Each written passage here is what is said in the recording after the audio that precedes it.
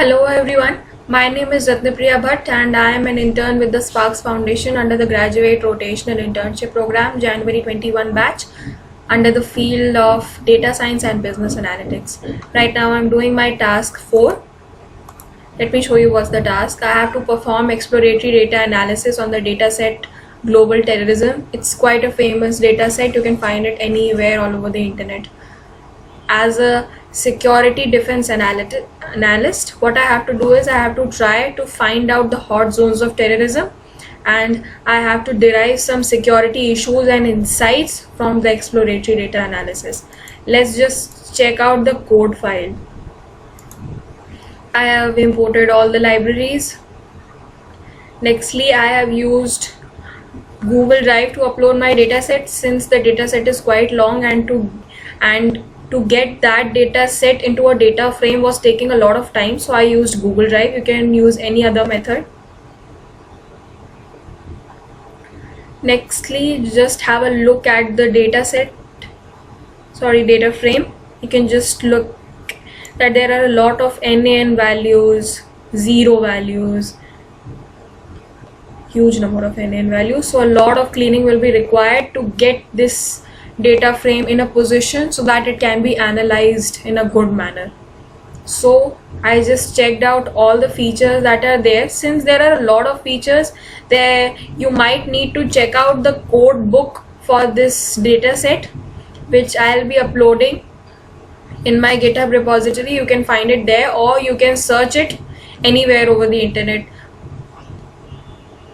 A code book will contain the meanings to all of these features. So next is I'm checking what are the null values, how many null values are there. So here what I am doing is I'm trying to filter out all those features which have less than 30% null values.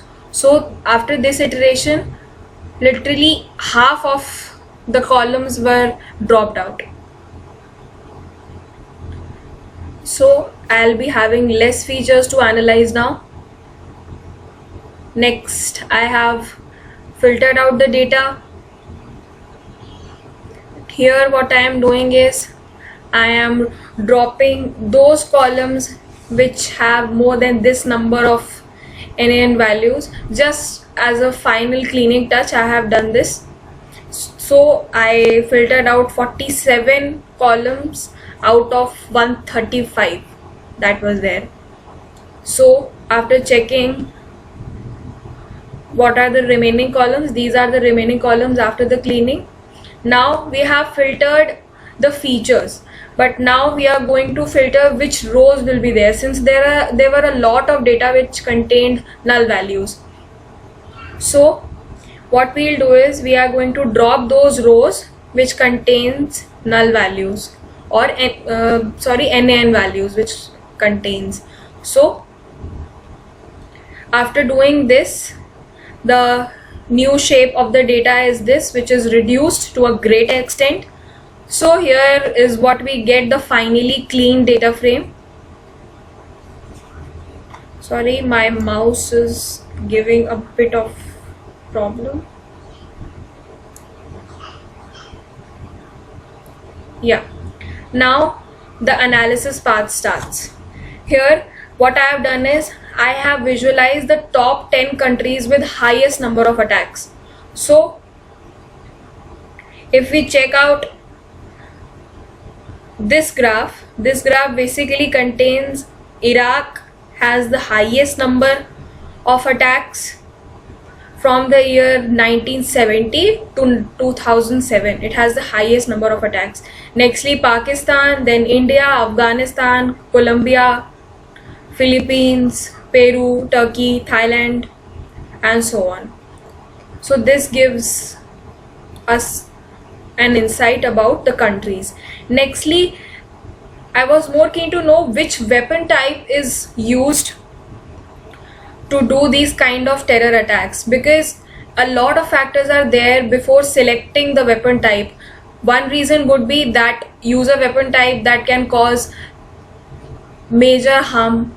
One reason can be this. Second reason can be this, that or that an organization, a terrorist organization, is selecting this weapon type, maybe because it's easily available. So that might be the reason. So if this is the reason that these type of weapons are easily available, then government or other organization can take care of the fact that these type of explosives, firearms are not easily available. These types of measures can be taken. So this is one of the insights. Nextly, let's check out the next part. Now I wanted to check out what are the most common attack types that are used by these various organizations. So after doing the analysis, this is what I got.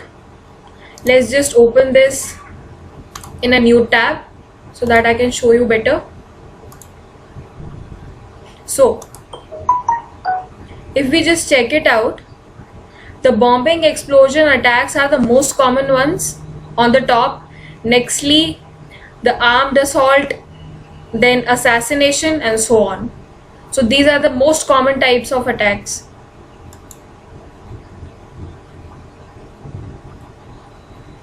Nextly, I wanted to check out what are the most vulnerable targets. I thought that military people would be the most vulnerable targets, but to my surprise, the private citizens and property were the most vulnerable targets that are highly affected by these terror attacks. So just check it out. And second is the military, then the police, then the government. So this is an alarming insight that the citizens are not safe all over the world, since there is a huge number of people getting affected by these terrorist attacks. Nextly, I wanted to check out which countries were there where highest property damage was done during these attacks. So I just visualize this part. Let me just show you what I did.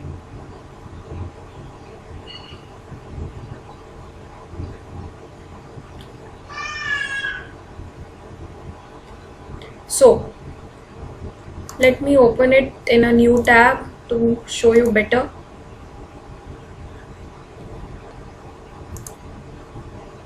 So if we just check it out, the highest number of property damage was done in Iraq, then in Pakistan, then Afghanistan and India, the same rate in which the highest number of attacks were happening. So a lot of property damage has happened as well.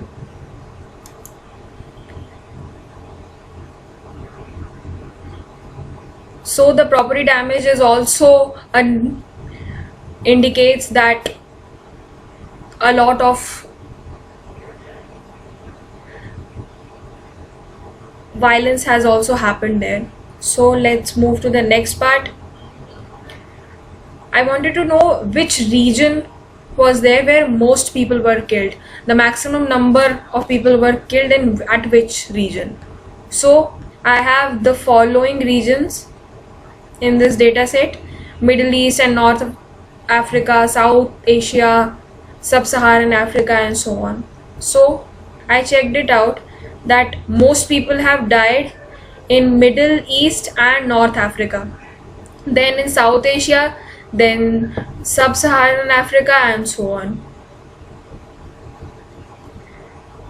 So these regions must have to be taken care of so that less terrorist attacks happen there and less people get killed, at least. And to be idealist, it should be zero. Nextly, one of the biggest feature that I explored while exploring this data set was the extended that we talked about very initially. Extended basically means that places at which the terrorist attack was extended for more than 24 hours.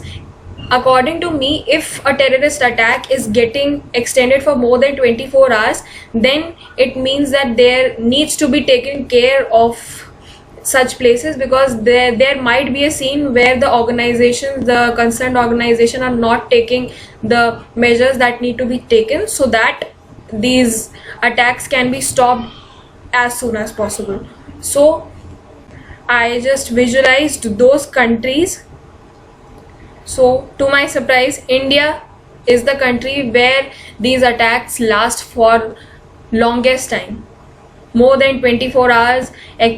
Extended attacks are in India, then in Afghanistan, then Pakistan, Philippines, Colombia, and Iraq. This is a surprise since Iraq has the highest number of attacks, as we have already checked out, but it lasts in India more. So I think this needs to be taken care of by the concerned authorities. Nextly, the most important thing was which are the top most active terrorist organizations, because these organizations have their fixed spots where they will be found or where they will be active. So if we know which organizations are the most active, it's easy to plan a mission and just abolish all those organizations. So to get that kind of an insight, Taliban is the most active terrorist organization as of now, then the Shining Path, then Islamic State, and so on. So these are the top 10 organizations that are the most active as of now. Then I checked out that in which year most of the people were killed all over the world. So from this I drawn up an insight that in the year 2004 most people were killed during these attacks all over the world. So that might be the year where most of the terrorist attacks must have happened. Nextly, I checked out top 10 countries where most people were killed in the terrorist attack, because hostage rescue is something that needs to be taken care of when these types of terrorist attacks happen. So if a lot of people are dying, that means the rescue team needs to be more and more compatible in a situation where they can rescue the team in a better way. This needs to be improved. So I just visualized here, just check this out. So most people have died in Iraq, as it was already an indicative that earlier Iraq was the country where most of the terrorist attacks have happened so far. So a lot of people have died there. I think the hostage rescue team has to be more active so that these deaths can be minimized to the least level as possible. Nextly, if you check out these countries, Iraq, Afghanistan, Pakistan, then India comes. So next, what I checked out was what are the number of total terror attacks that happen year-wise.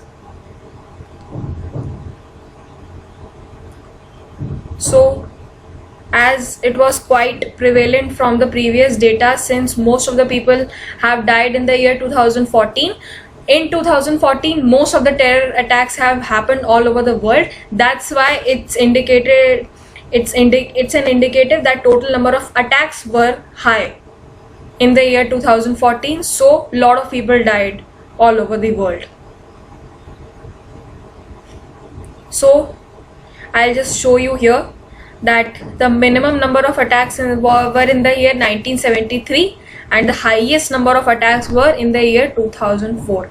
So this was my exploratory data analysis on the global terrorism dataset. Thank you so much.